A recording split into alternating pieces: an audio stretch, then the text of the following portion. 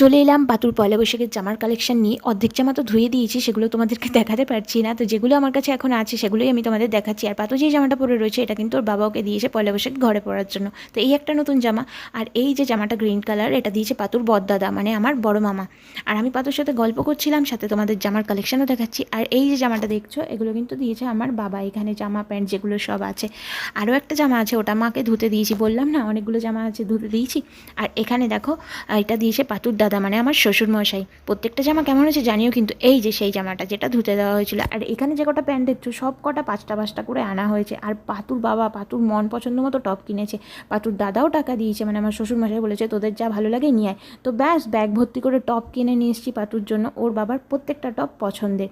আর এইখানে যে পাতুর যে কটা ড্রেস দেখতে পাচ্ছ সব কটা কিন্তু পাতুর পয়লা বৈশাখে। অনেক জামা তো পাতুর পরেও ফেলেছে। এগুলো দিয়েছে পাতুর পিসি, আর এগুলো দিয়েছে আমার দিদা মামা, মানে পাতুর ভাই আর বম্মা।